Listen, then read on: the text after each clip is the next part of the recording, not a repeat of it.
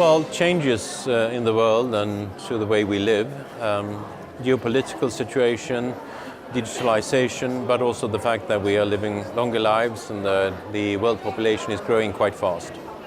Well, I warned them that my experience is that we are very optimistic about change when it hits other people than ourselves, and more reluctant when it comes to our own lives.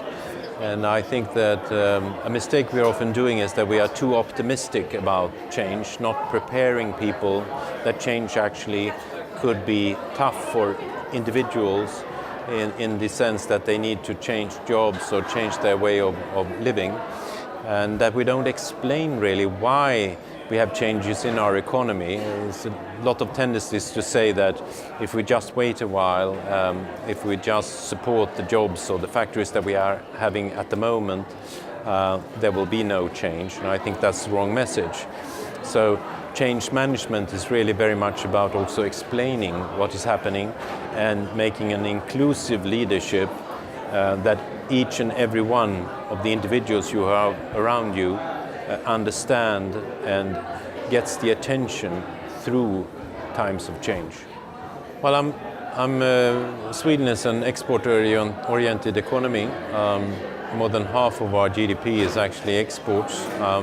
That is the demand from other parts of the world, from the products and the services that we make here in Sweden.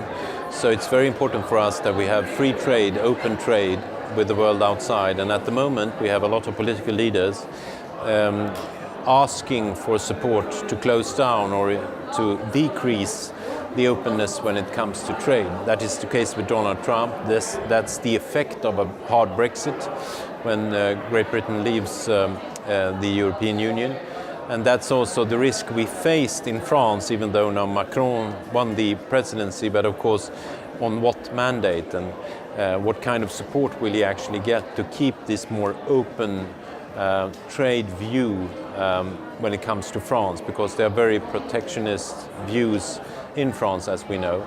And I'm just warning everyone to follow this very closely, because at the end of the day, if everyone starts building walls saying that put America first, France first, whatever they mention, the real losers will be the small open economies like Sweden. Well, I see a fantastic demand situation linked to the fact that we are now 7.4 billion inhabitants of the world. It will grow up to 10, 11.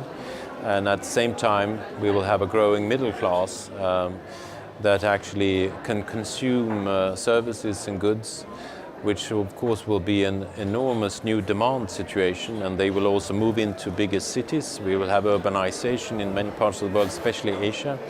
And the knowledge how to build sustainable cities, I think is something that we have great knowledge about in Sweden, for instance. So there are a lot of business opportunities linked to this. And I think it's very important to say that we seem to manage the increase in the world population for the first time. It has very often been described as a great problem in history time, but this time it seems to be sustainable and it gives a lot of business opportunities.